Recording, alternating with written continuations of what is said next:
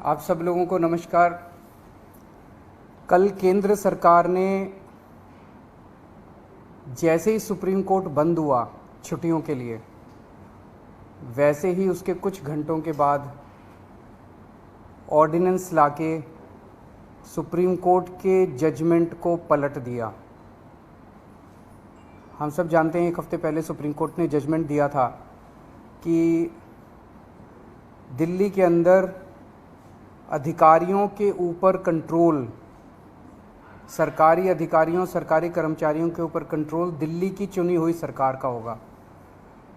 Supreme court ने यहाँ तक बोला था कि अगर किसी अफसर को ये पता है कि उसका मंत्री उसको उसका कुछ नहीं बिगाड़ सकता, तो वो अफसर मंत्री की क्यों सुनेगा। ये वो कोर्ट के ऑर्डर में लिखा है। तो इसीलिए कोई भी जिम्मेदार सरकार चलाने के लिए ये ज़रूरी है कि अफसरशाही और कर्मचारी जो हैं वो सीधे सीधे चुनी हुई सरकार के अंडर में आएँ। इसको कल इन्होंने 4 बजे कोर्ट बंद हुआ, 5 बजे और 10 बजे इन्होंने ऑर्डिनेंस पास करके उस कोर्ट के आदेश को पलट दिया।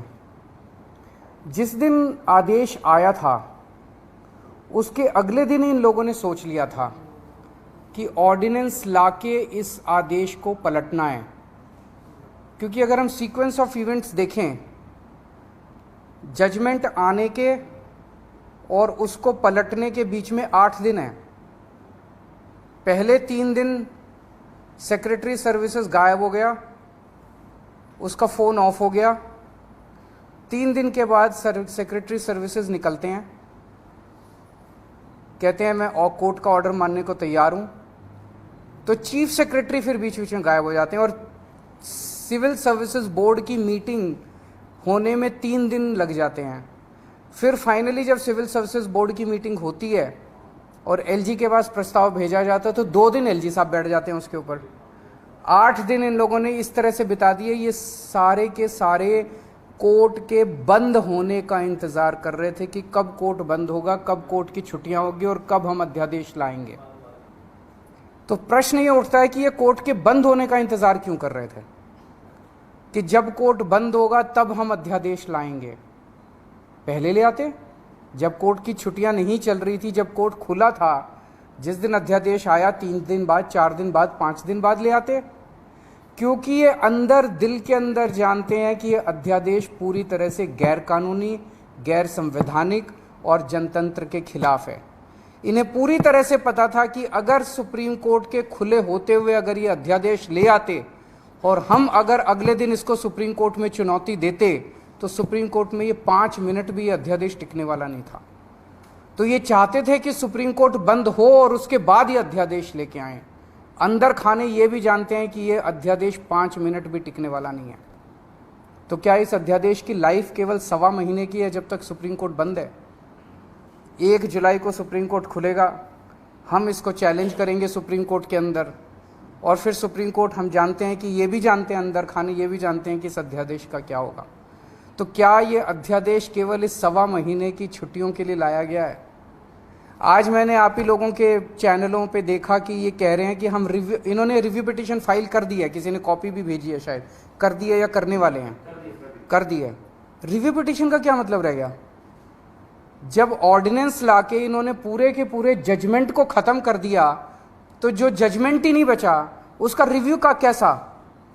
तो रिव्यू पिटीशन तो तभी मेंटेनेबल होगी जब अध्यादेश को वापस लिया जाएगा रिव्यू पिटीशन की हियरिंग के पहले।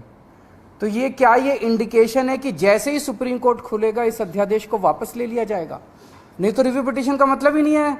जज तो यही कहेंगे कि भाई तुमने तो सारा हमारा जजमेंट खत्म कर दिया, तो रिव्यू पिटीशन किस बात की है? रिव्यू पिटीशन तो कुछ है ही नहीं। तो ऐसा लगता है कि ये केवल एक भद्दा मजाक किया गया है जनतंत्र के खिलाफ, देश के लोगों के साथ, दिल्ली के 2 करोड़ लोगों के साथ। एक तरह से सुप्रीम कोर्ट ने जजमेंट दिया, क्लियर जजमेंट दिया कि दिल्ली की चुनी हुई सरकार को पूरा अधिकार है दिल्ली चलाने का, 3 सब्जेक्ट्स छोड़ के, police, law and order and land, बाकी सारे सब्जेक्ट्स हमारे पास हैं। उस जजमेंट को 1 हफ्ते के अंदर ये अध्यादेश लाके अगर ये टर्न डाउन कर देते हैं तो ये आम आदमी पार्टी तो बहुत छोटी सी पार्टी है, हम तो बहुत छोटे लोग हैं।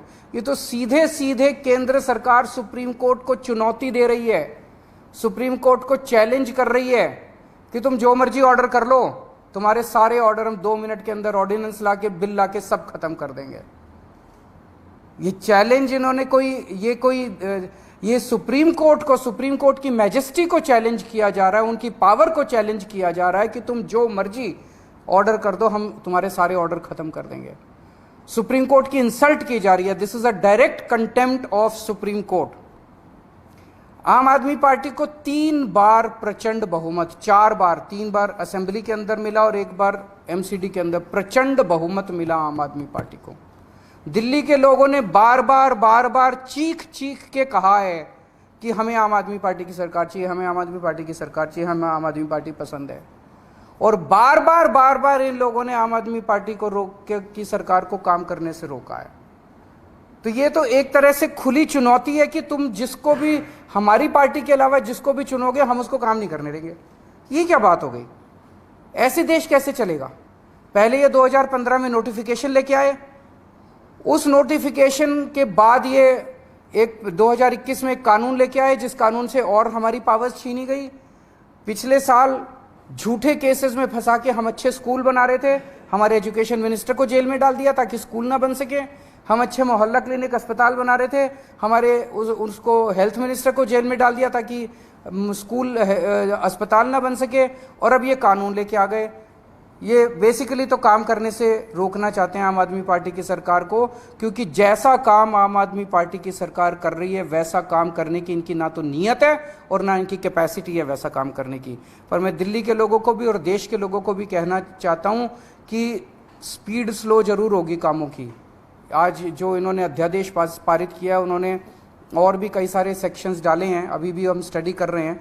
तो स्पीड जरूर स्लो होगी, लेकिन सारे काम होंगे। काम को मैं रुकने नहीं दूंगा। ये अध्यादेश दिल्ली के 2 करोड़ लोगों को बीजेपी ने एक तरह से तमाचा मारा है।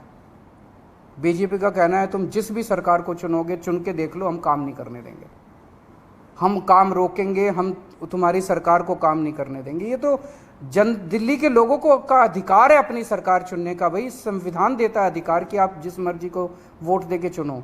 वो कह रहे हैं कि जिसको भी चुनोगे हम तुमको काम नहीं करने देंगे। आम आदमी पार्टी छोटी पार्टी है, हम बहुत छोटे लोग हैं। देश बड़ा है, देश इंपॉर्टेंट है। कल हम नहीं होंगे, कोई और होगा, लेकिन देश रहेगा। इस तरह से सरेआम जनतंत्र को कुचलना, सुप्रीम कोर्ट को वो दिखाना, ये सही नहीं है।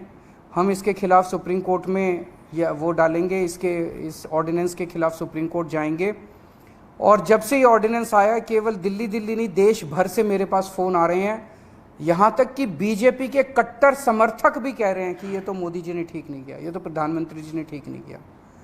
भाई 2015 में तुम नोटिफिकेशन लेके आए, उसी टाइम ले आते ऑर्डिनेंस, कोई कुछ नहीं कहता।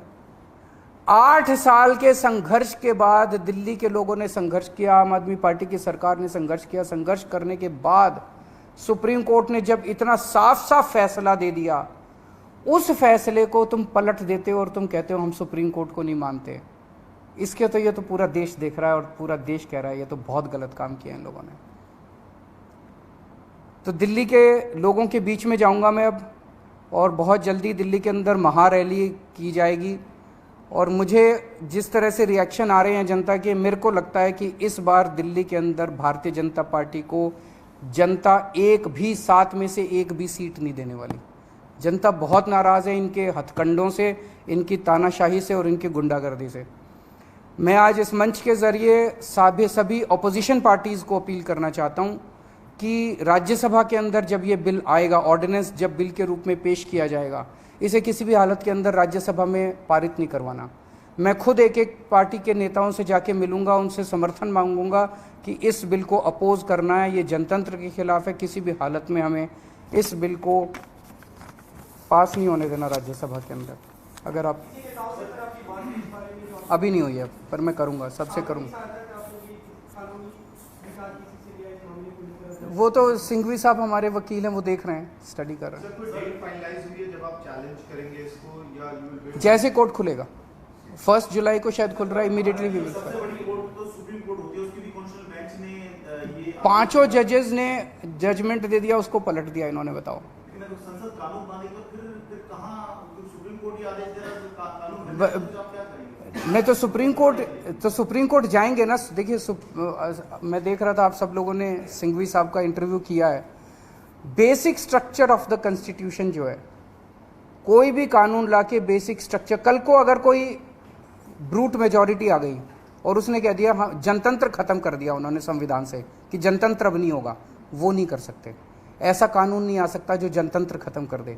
ऐसा कानून नहीं आ सकता जो फेडरल स्ट्रक्चर है, हमारा सेंटर अलग है, स्टेट्स अलग है, वो खत्म करे। ये सीधे सीधे फेडरल स्ट्रक्चर के ऊपर हमला है। तो इस तरह का कोई कानून भी नहीं आ सकता जो कि फेडरल स्ट्रक्चर के ऊपर हमला हो। तो कई सारे बेसिक कॉन्स्टिट्यूशनल प्रिंसिपल्स हैं, basic structure of the constitution है जिसके ऊपर हमला किया गया इस ऑर्डिनेंस के द्वारा।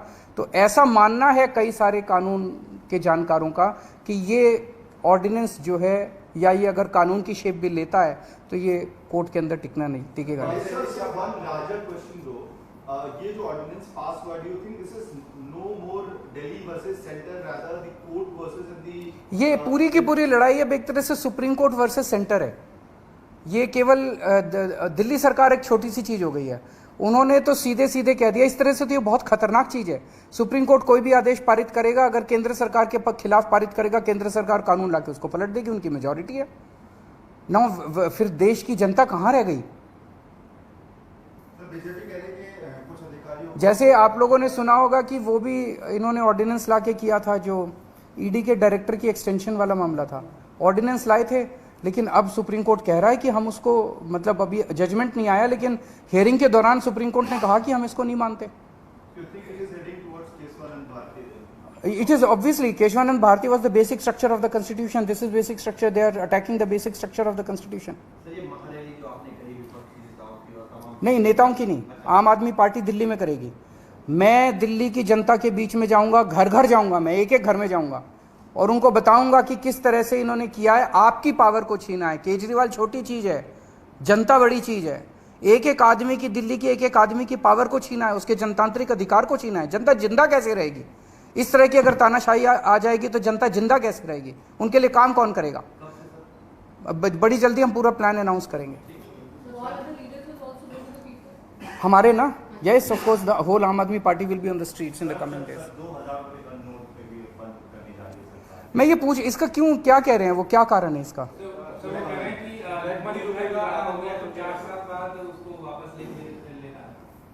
मैं तो बार बार कह रहा था कि सरकार को पढ़ा लिखा होना चाहिए।